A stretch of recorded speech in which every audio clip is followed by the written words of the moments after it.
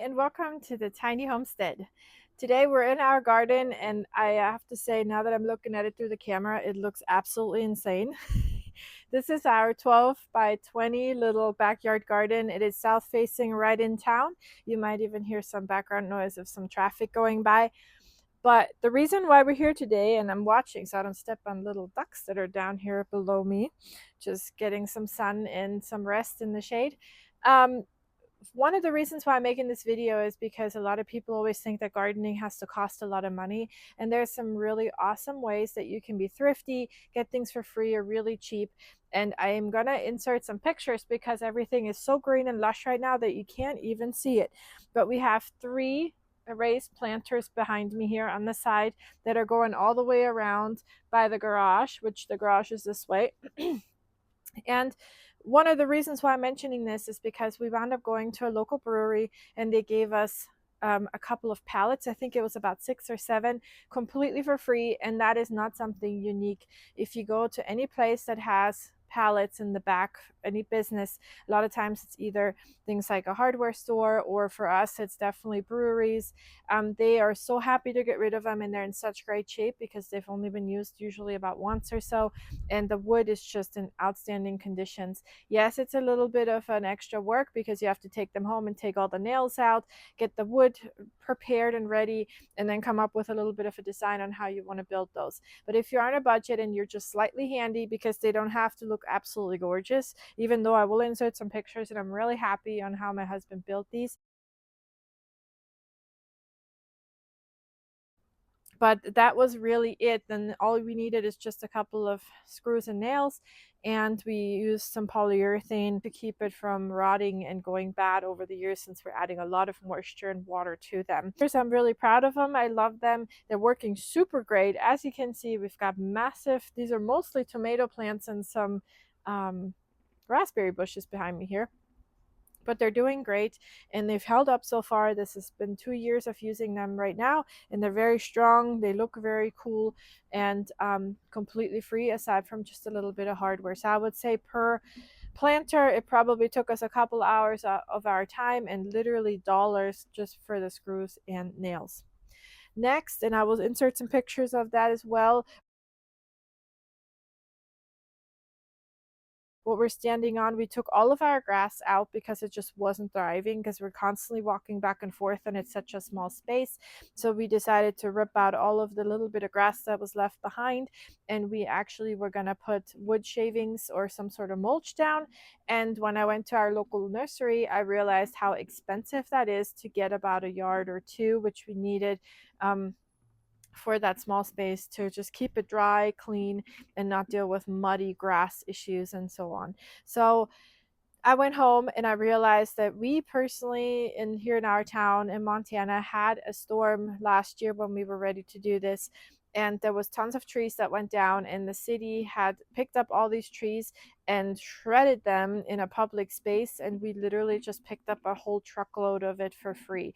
So we got all these wood chips and shavings from that. So I would highly recommend you go ahead and talk to local tree trim and removal companies, because they often are more than happy to get rid of all those shavings for free, and some will even deliver it to your house. That is absolutely mind-blowing, and I actually feel like our wood shavings are starting to break down enough that we probably could use another truckload.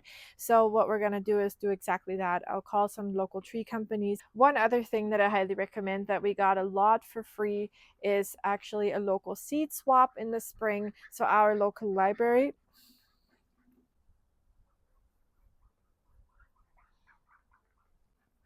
ducks are chewing on my legs. Our local library had a awesome little seed swap where you were allowed per person to grab about, I think, 10 to 15 seed packets, and there was literally hundreds of them. That was a really fun thing to do because a lot of them were actually really high quality local seeds that you were able to get. So we had tons of seeds from there. Another thing to do for free is, don't forget, like for example here, I let one of my dill plants completely go to seed, and some of them are still drying, but I already got multiples off of these. Yes, it's not really producing any more dill right now because it's going to seed, but I have hundreds and hundreds of awesome mammoth dill seeds for next year to give away, to sell, and also to plant a bunch for us.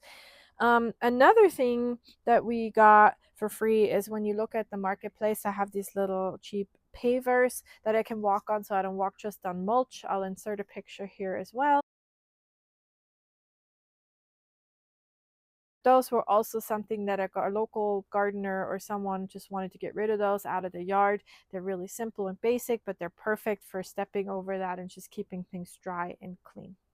One other thing that we got free, tons and tons of, are these little seed starter 3.5 inch planters that you can put your seedlings in, and that when you start them inside your grow house, greenhouse, or for us in our grow room, our spare bedroom, um, our local nursery gets rid of those. There's a huge bin in front of the store, and they just throw those old ones in there. They're still in great condition. They've only been used once. How I picked up hundreds of those for completely free, so you don't have to go to Amazon and pay 10, 20, 30, $40 for a pack of those 3.5 inch pots.